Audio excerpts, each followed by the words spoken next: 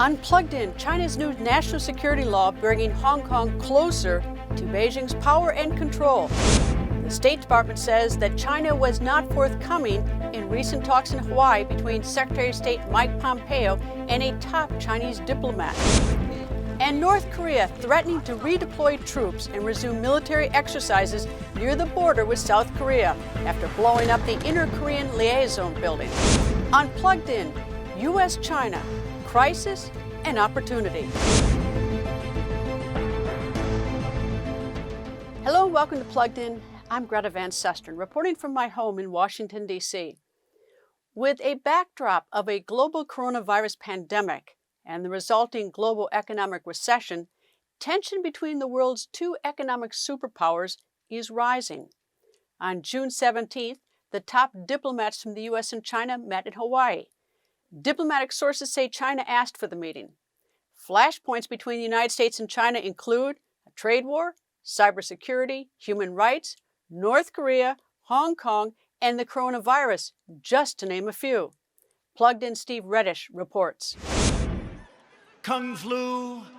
U.S. criticism of China does not stop at its handling of coronavirus. The Chinese government's move against Hong Kong is the latest in a series of measures that are diminishing the city's long-standing and very proud status. And President Trump has threatened to decouple the country's economic relationship as a new trade deal is stalled. A meeting June 17th in Hawaii between U.S. Secretary of State Mike Pompeo and China's top diplomat resolved little. China called the talks constructive. The U.S. said China was not forthcoming and is waiting to see a reduction in China's aggressive behavior. 2 days after the meeting, Pompeo warned the Copenhagen Democracy Summit about China's intent. It's pushing disinformation and malicious cyber campaigns to undermine our governments, to drive a wedge between the United States and Europe, and is saddling developing nations with debt dependency.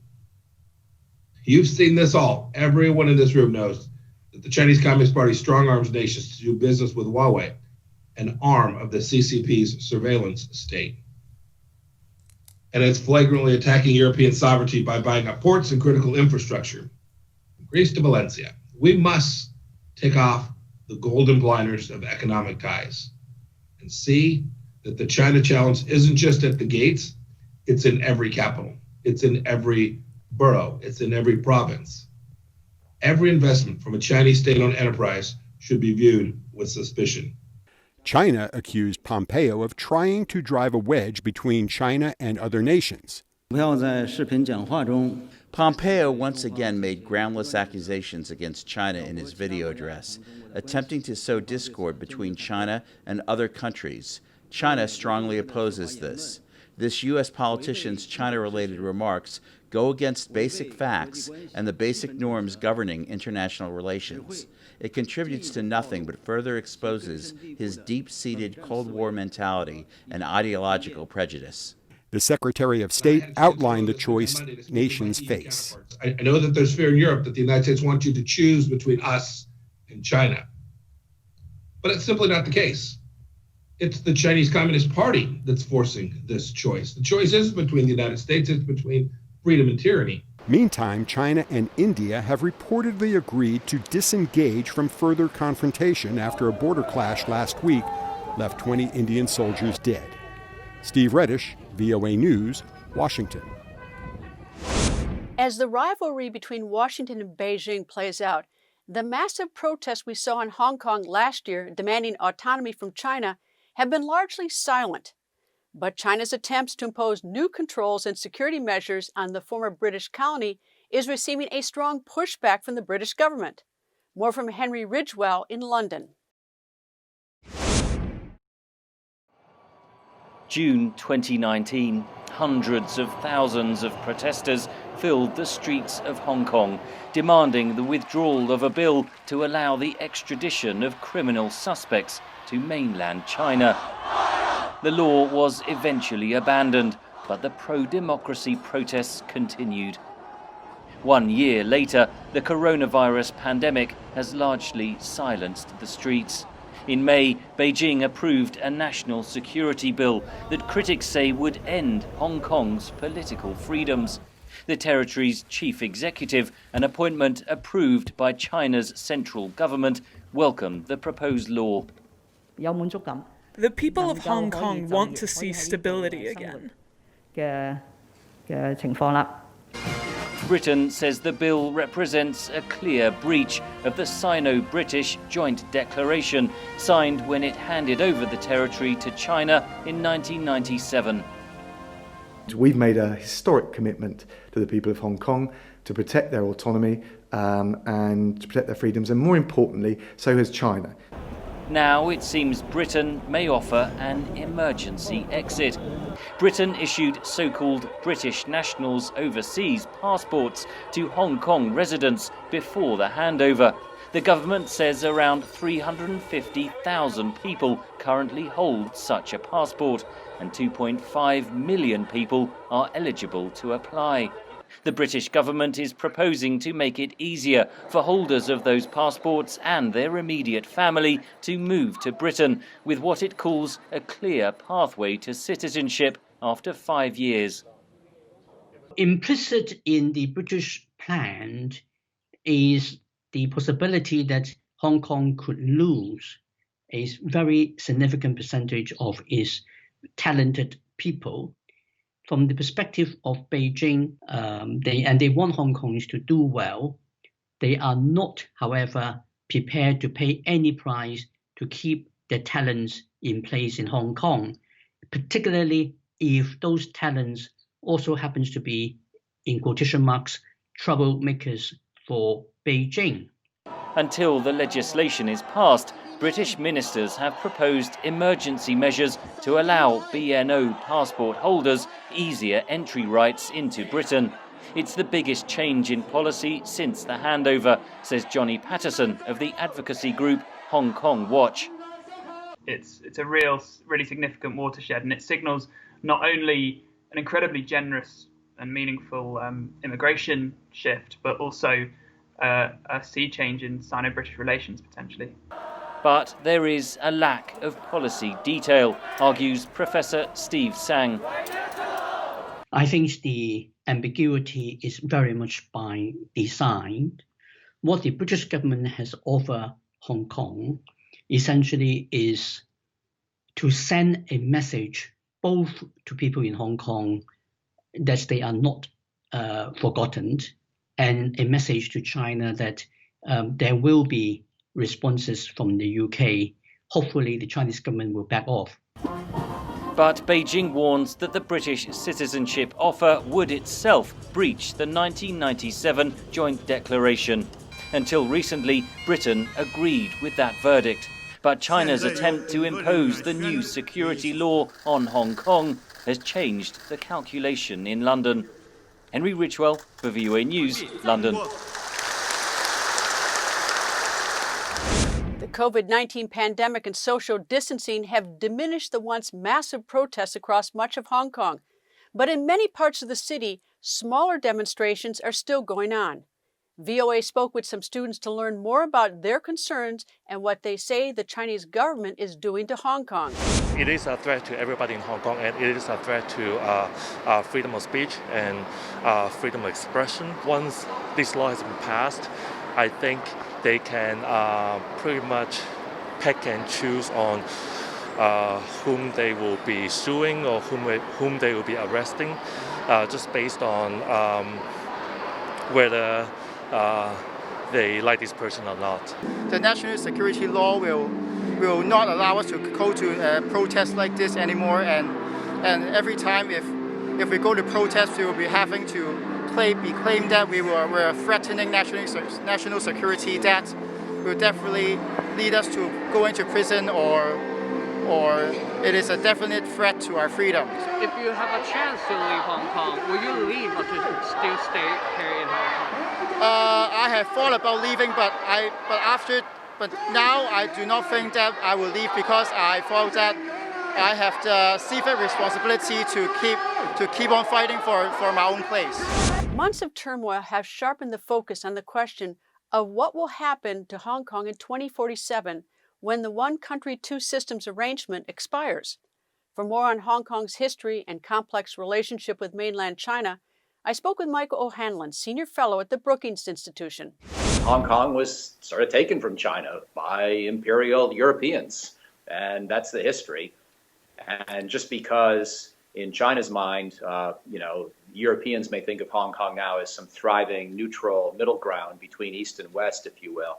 The Chinese still see it as historically theirs. They've got long memories, and they're not particularly forgiving when it comes to seeing what they consider their own country broken up. So that's the broad argument. And the more specific one, of course, is that they really are trying to clamp down on anything that smacks of dissent in or near China under President Xi Jinping. And the gradual trend towards openness and reform that we had seen through many of his predecessors' tenures in office has ended.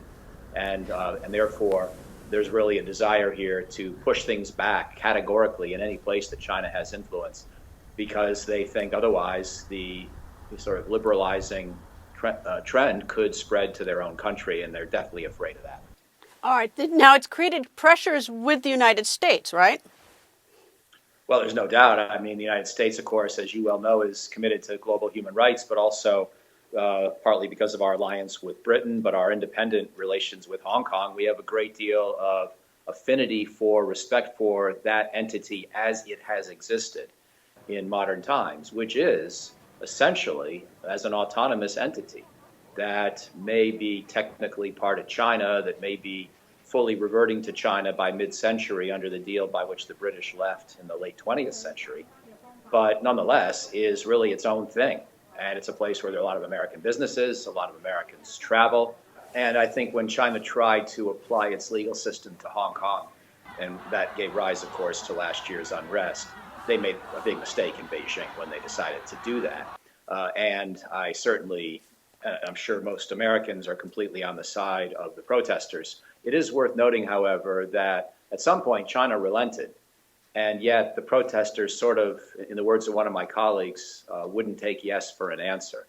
So they essentially got China to revert at that time and go back on its previous promise to try to apply Chinese law to Hong Kong. But by that point, the protesters had started to sense that, China was in a bullying mode. And even if they managed to claw back the legal protections they had previously had for another 27 years, as you point out, or think about the 50-year transition period and almost halfway through it now. Even if they got back that one legal protection, they still didn't like the way in which politics was dominated in Hong Kong by Beijing. And they started to get hungrier for more genuine autonomy. And not just in terms of, protecting the individual rights, but really developing the long-term vision for the city. So they expanded their demands, and they weren't very cohesively organized to begin with. And so you really got into a standoff that almost could not be ended because there was no plausible negotiating path forward and really not a clear set of partners with which Beijing could negotiate. And China was not, under President Xi Jinping, in a mood to really extend more political authorities to Hong Kong residents. That's where China's making, I think, its big mistake. But for a country that is so committed to autocracy, the People's Republic of China, you don't really expect them to do anything differently than that, but it's still a huge mistake. We know that China, the PRC, has largely given up its communism.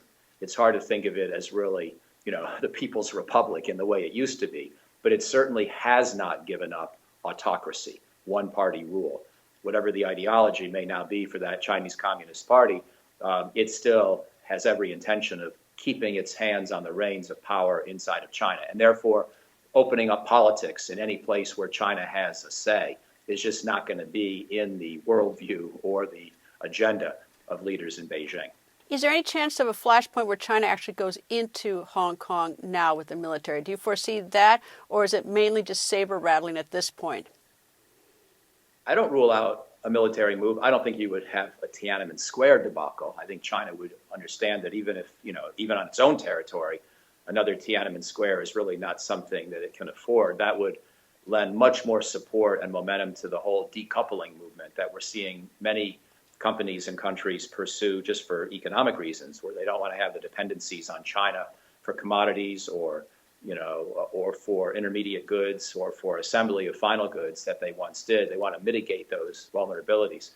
And that kind of a decoupling move, which of course is still being sorted out and is a work in progress, would be reinforced by any brutal use of Chinese force of a type that, I was just alluding to with Tiananmen Square. But having said that, I think China could move its military into some strongholds, and it wouldn't have to do it in a violent way. It could take a page out of the way Vladimir Putin moved little green men into Crimea in 2014, present a fait accompli. It's not really clear why it would want to, because once they were in position, those troops could become a target themselves. And I'm not recommending that China do this as a way to quell protest. It could have the exact opposite effect that was intended. But I wouldn't put it past the Chinese to make that kind of a mistake. And again, there are ways they could do it that would be relatively more clever or relatively less violent, at least in the first instance, which is why there may be a certain allure. Again, I think it would be a big mistake because there's no way of telling, in Dave Petraeus' famous words, how this ends. Tell me how this ends. Once you've done that, it's not really clear what the next step would be. But I don't put it past Beijing to attempt it. Just let me pretend you have a crystal ball. Tell me what, if we're having this conversation 10 years from now, what's your guess on what you'd be saying about China? What do you think is going to happen to them in the next 10 years? Well, I think that, like most Americans, I've given up on the notion that they're just going to be in a more enlightened place, so to speak, or a more democratic place. I think my near-term and medium-term concerns are about making sure that their security and military behavior are more conditioned and constrained by the American alliance system, by our demonstrated willingness to push back, but also that we've managed to avoid anything that could lead to direct conflict. So that's my top level concern far and away. My second level concern is that we also do partly decouple on some of the crucial commodities and intermediate goods and medical supplies and other such things that could give China too much leverage over our own economies and make us too dependent on them. And I think we'll be able to do some of that decoupling, and that it will actually be, on balance, good for us and good for our allies. So on that one, I'm slightly hopeful. But the military stuff makes me nervous every day, because there are places, starting with Taiwan, but extending elsewhere, where a increasingly powerful China is going to want to exercise its muscles. And we're going to have to find clever ways to push back, but hopefully in a way that resembles, judo or wrestling more than boxing or more than, sword fighting. In other words, pushing back, not winding up in violent encounters. And I think we have a lot of tools to do that, a lot of alliances, a lot of partnerships we can develop further, pretty demonstrated commitment to freedom of the oceans and freedom of the seas, which I think we will sustain, and the Chinese know that. Pretty good forward presence in Korea and Japan that should prevent China from getting too ambitious towards those countries. So I think we have a lot to work with, but it's going to be a challenge every day. As China asserts its influence in Hong Kong, China's ally, North Korea, is ratcheting up military pressure against South Korea. North Korea plans to drop thousands of balloons and propaganda leaflets into South Korea. This in retaliation against South Korea's campaign against North Korea's human rights record. This latest provocation comes after the destruction of what was once a symbol of North-South cooperation. VOA's Bill Gallo has more from Seoul. The Inter-Korean Liaison Office just north of the border, reduced to rubble in seconds, as shown on state TV, a symbol of crumbling inter-Korean ties. The de facto embassy was established in 2018 when the two Koreas agreed to expand economic cooperation and dialogue. Now the North is threatening to undo all of it, not only destroying the liaison building, but also threatening to redeploy troops and resume military exercises near the border. South Korea on Wednesday pushed back. 한반도 평화 유지를 위해 This move immediately thwarts the efforts and achievements made by the two Koreas to maintain peace on the Korean peninsula, and the North will surely pay if these measures are put into action. The North's campaign of aggression has been led not by Kim Jong-un, but by his sister Kim Yo-jong. Mrs. Kim once seemed mainly an aide to her brother, but has recently taken on a bigger leadership role. This may well be a forerunner of Kim Yo-jong being charged with undertaking a mission that really seeks to exact, a physical toll against South Korea to prove her credentials potentially as a senior North Korean leader. North Korea is ostensibly angry at the South for not doing more to stop defectors and other activists from floating anti-Pyongyang leaflets and other materials across the border. But in reality, the North's anger appears to be a staged provocation cycle, possibly an attempt to force concessions from South Korea and the United States. Bill Gallo, VOA News, Seoul. The U.S.-North Korea relationship remains difficult, but while experts believe China could be doing more, Washington and Beijing have very different views on the subject of North Korea's nuclear capability. Here's more from my conversation with foreign policy expert Michael O'Hanlon. For China, the number one issue is not to have war, because they don't want the refugees, they don't want war near their border, and they don't want to give the United States an excuse to move north of the Han River, and move up closer to the Chinese border, as happened in the Korean War the first time around. For us, the United States, clearly we don't want war either, but we also don't want nuclear proliferation. And so in that sense, the American and Chinese interests in North Korea overlap, but they are not the same. And it's often where we disagree on the prioritization of one of those versus the other that we wind up in disagreement with Beijing.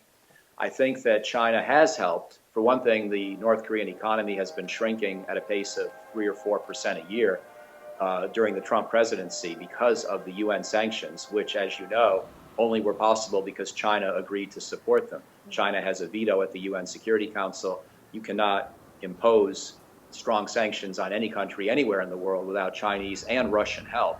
And we got help from Moscow and Beijing after North Korea's 6th nuclear test and its 3 ICBM tests of 2017. But we do not yet have a realistic concept, in my opinion, for what kind of negotiating strategy to pursue with North Korea. And I think this one is a problem for the United States, because President Trump hasn't figured out, in my opinion, whether he wants to do a deal with North Korea that's more or less attainable, or whether he wants to insist on complete denuclearization, what his previous National Security Advisor John Bolton called the Libya option. And John Bolton's a bright guy, but when he used that expression, he almost guaranteed that North Korea could never accept it, because you and I know what happened in Libya. Muammar Gaddafi gave up his fledgling nuclear capability, and a decade later, he was overthrown and killed by internal forces that the United States and NATO supported. So to a North Korea, the Libya model means if you give up your nukes, you could be a dead man.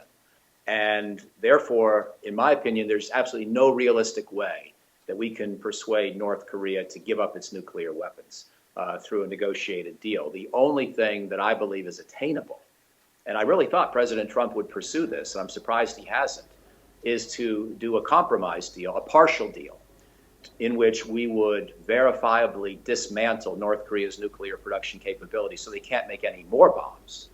Let them temporarily keep the bombs they have, but no more testing, and no more testing of medium and long-range missiles. And then we allow some of the UN sanctions to be lifted so that North Korea's economy can resume. We still keep some of the sanctions because North Korea still has the nuclear bombs. There has to be sort of an equity here in the deal. But that kind of a interim accord, which still held out the long-term hope of complete denuclearization without aiming for that in the short term, I think that was the obvious way to go. And I'm really surprised that Trump hasn't done that. Do they look to China with trust? And I guess the reason I ask you that is because if at least North Korea leadership, Kim Jong-un or anyone, trusts the leadership in China, China would more likely have influence on them. I don't think they trust the leadership in China, no. In fact, I'll make another plug for my colleague Jung Pak, who wrote just one of the best books of 2020, Becoming Kim Jong-un. And she retraces the history that a lot of us remember, that I'm sure you do, but some may have forgotten the details, which is when Kim Jong-un had his uncle killed, probably by anti-aircraft fire after sort of a mock trial in the first couple of years of his rule after taking power as a very young man in, I think, late 2011, if I'm recalling correctly. And part of why that was so consequential, it not only proved that Kim was willing to kill family, although in this case, not a blood relative, but the husband of his aunt. But nonetheless, also the most senior North Korean leader who had strong ties to China. And therefore, this was almost a message to Beijing as well, that we will not be intimidated by our dependence on you economically or otherwise. North Korea is sort of like the little bawling kid at the playground who makes so much noise that even the parents become afraid of how he'll act the next time, they take him out in public or what have you. And so even though North Korea and China are allies, North Korea depends overwhelmingly on China's economy for its economic sustenance. Nonetheless, the Chinese are sort of afraid of North Korea. And we sometimes say to the Chinese, well, come on, you've got the power, use it. And what the Chinese say is, since 2017, they've been basically saying, okay, but the power is going to be applied through economic sanctions. And we're not going to squeeze them to the point of causing state collapse, because that could be at least as dangerous. The nuclear weapons could go missing, if the North Korean army falls apart. So the Chinese are applying right now enough pressure that North Korea's economy is in recession.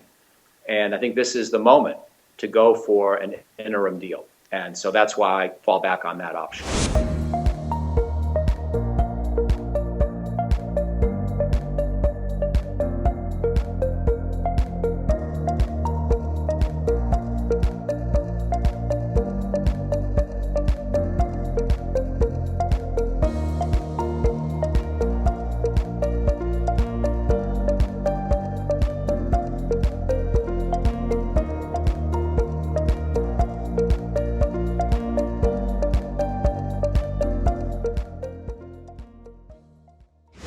Just when it seemed COVID-19 cases were finally receding in China, where the coronavirus outbreak was first reported, it appears the Chinese capital, Beijing, is now in the midst of a second viral outbreak.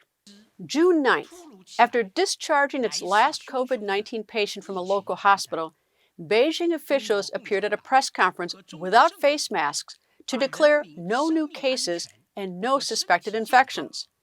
The warnings and temperature checks at most office buildings and restaurants came down, and many businesses and markets started reopening their doors for the first time since January. But Beijing's success story may have been premature. A day after the announcement, Beijing's 56-day streak of no new coronavirus cases ended when a 52-year-old man tested positive for COVID-19. After tracing the man's contacts, 36 new cases were reported, most linked to one of the city's largest wholesale fish and meat markets. And just like that, the city was on lockdown again. Now, with nearly 200 new cases, public officials are wearing face masks again, some stores have closed, new exclusion zones are up, testing has been expanded, and new travel bans are back. It's a timely reminder for those of us here in the United States and around the globe on the need to remain patient and vigilant as we ease up on social distancing requirements and move forward to restart our economies. Wash your hands with soap and water before you eat, after using the toilet, after touching anything many other people touch, like a seat on a public bus. Scrub thoroughly for 20 seconds. If you cannot wash your hands, use a hand sanitizer. Taking these steps can prevent not only coronavirus, but also colds and flu and other viruses. For more information, visit the World Health Organization's website, www.who.int. Thank you for watching this episode of Plugged In, and my thanks to Micah O'Hanlon for adding his voice to this important conversation. Stay up to date by visiting our website at voanews.com. And don't forget to follow me on Twitter, @Greta. Thank you for being plugged in.